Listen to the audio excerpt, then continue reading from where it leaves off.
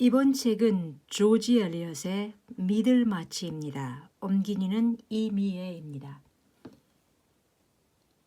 이번 작가 조지 엘리엇은 읽어 나갈수록 깊이감이 느껴지는 흥미로운 작가였는데요. 이 책 제목 미들마치는 영국의 소도시 이름으로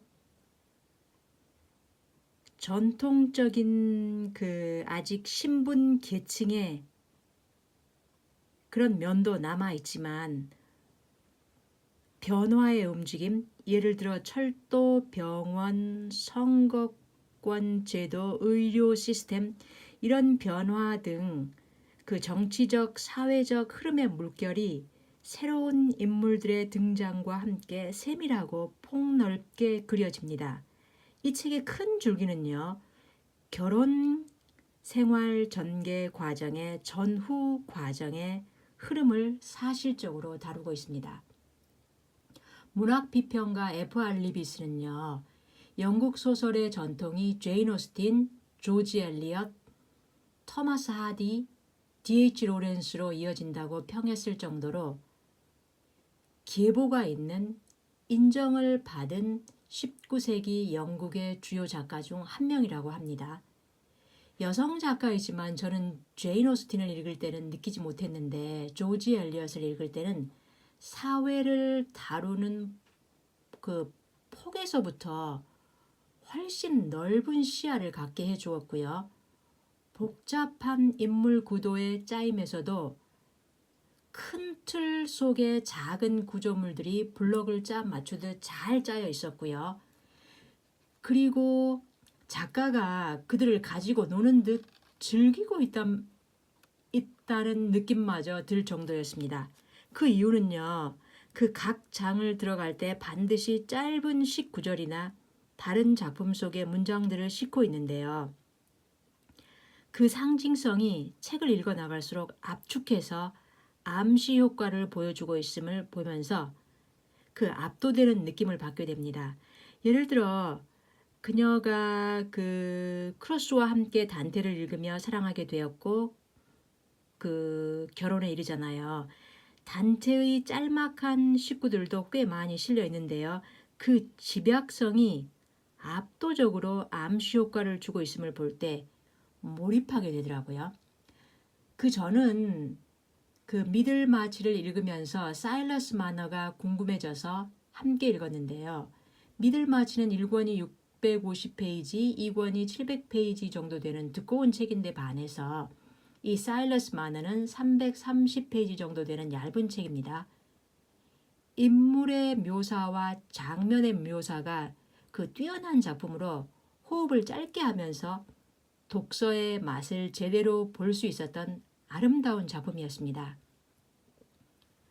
저처럼 조지 엘리엇을 천천히 접근해 보려면 동화적 색채를 띠고 있으면서 작품의 완성도가 돋보이는 사일러스 마너를 함께 읽어보는 것도 조지 엘리엇의 세계를 알 수 있는 좋은 접근법인 것 같습니다. 그리고 플로스 강의 물방앗간도 읽다가 다 못 읽은 상태로 반납 기한이 돼서 지금 중단한 상태인데요. 스토리를 전개하는 문체의 독특함, 특히 1권 앞부분 어린이들의 심리 묘사에 낯설게 해주는 깊이감, 그런 맛이 주는 톡톡 쏘는 듯한 특별함이 느껴졌습니다. 다양한 세계를 선사하고 있는 19세기 영국 대표 작가 중 한 명인 이 여루 작가에 대해서 책날개 부분, 그리고 뒤에 작가 연보, 그리고 사일러스 마너의 번역가 한혜경의 설명을 보면서요. 미들마치의 내용을 첨부하면서 살펴보겠습니다.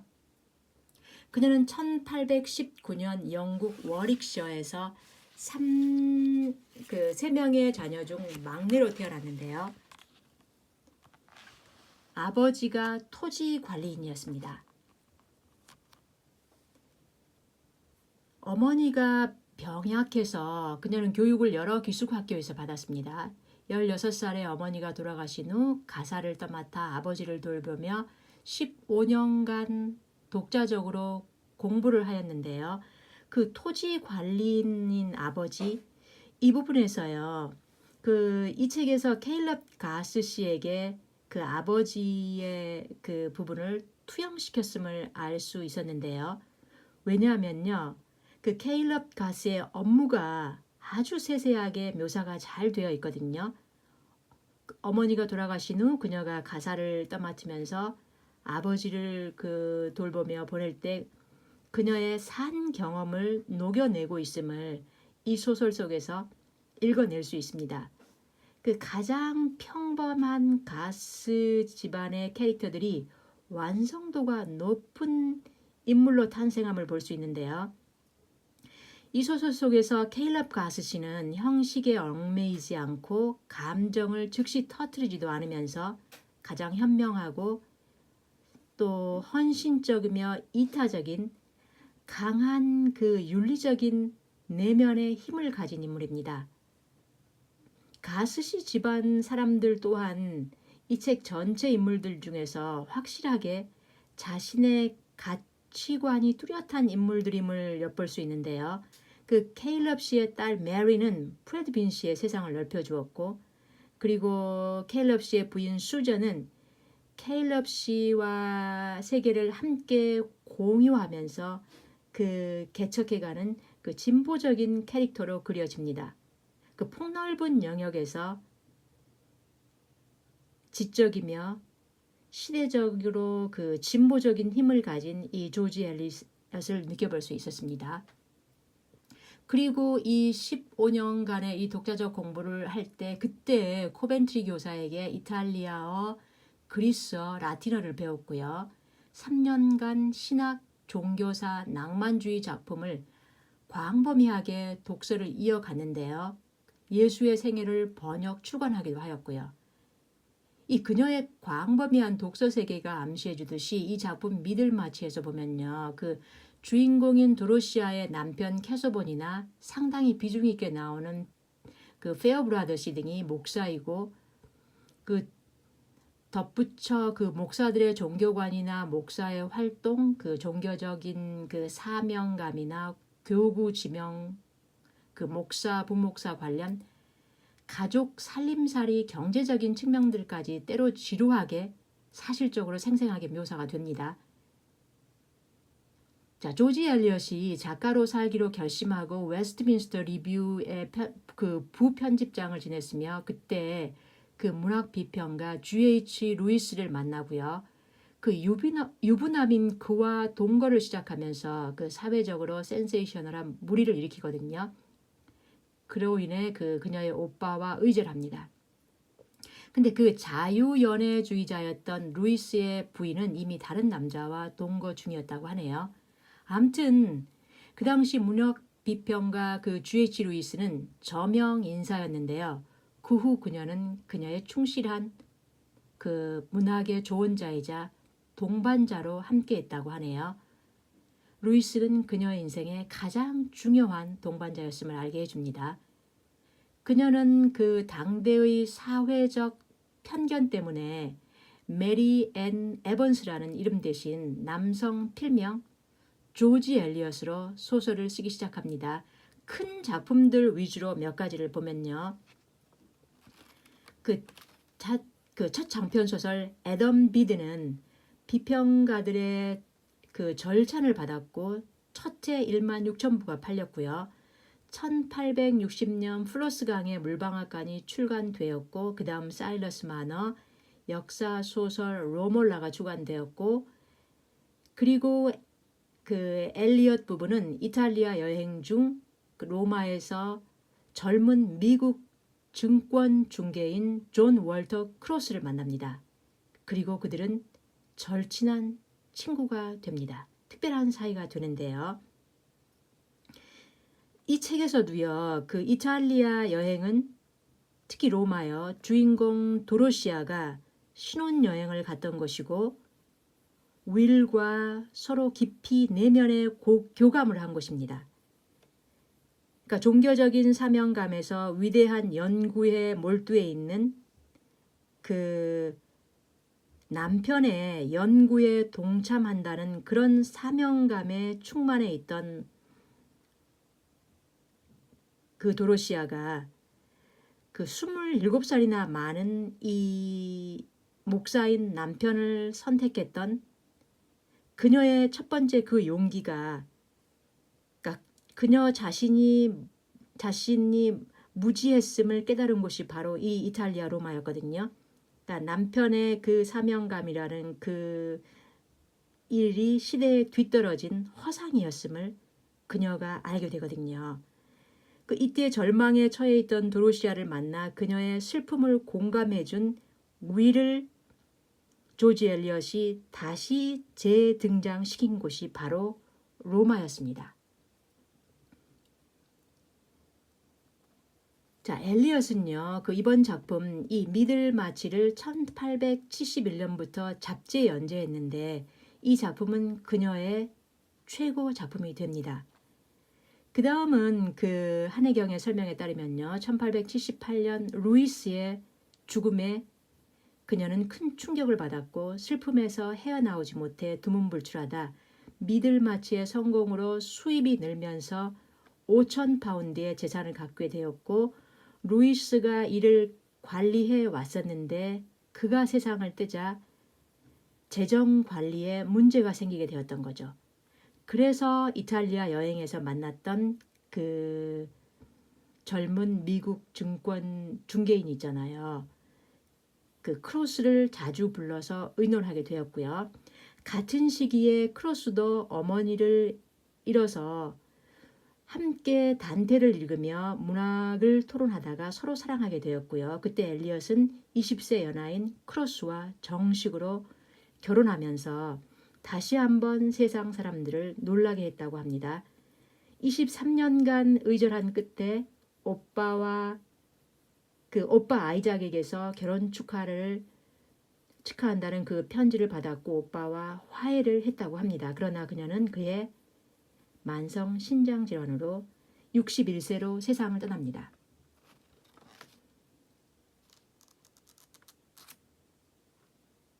자, 20세 연하인 크로스와의 결혼, 여기에서 저는 그 미들마치의 여주인공인 도로시아가 떠올랐는데요. 도로시아의 용기 있는 과감한 선택의 힘이 바로 조지 엘리엇 작가 자신의 투영이 아닐까 하는 생각이 들었습니다. 용기 있게 자신의 생각을 확고하게 실천하며 남들의 시선을 의식하기보다 자신의 내면의 소리에 충실한 작품의 주인공 도로시아의 이 외유 내강의 힘이 작가의 자기 모습이 아닐까 싶네요. 저는요, 이 또 하나의 이 세상을 폭넓게 보여주는 조지 엘리엇에게 깊이 끌립니다. 네, 그러면 이 작품의 그 리뷰를 마치기 전에요. 이 각 장을 시작할 때마다 맨 위에 각 어떤 식 구절이나 다른 작품의 문장들을 싣고 있는 그 부분의 몇 개의 문장을 한번 살펴보겠습니다.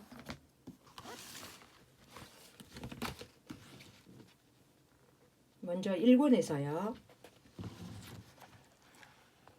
25장의 블레이크의 경험의 노래 중 일부입니다.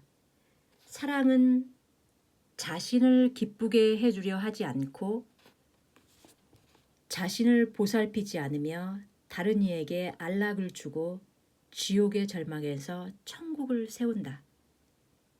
사랑은 오로지 자신을 기쁘게 해주고 자신의 즐거움에 다른 이를 올가매고 다른 이가 안락을 잃었을 때 즐거워하며 천국에서도 지옥을 세운다. 자, 그 다음은 2권의 일부분입니다. 자, 첫 번째는요. 법에는 법으로 유혹을 받는 것과 타락하는 것은 별개라네. 자, 이렇게 짤막한 문구도 있고요. 그 다음에 상당히 긴 문구도 있습니다. 자, 이번에는 다니엘의 무소필러스에 나오는 부분인데요. 미덕은 어떤 우아한 옷을 걸쳐야 할까?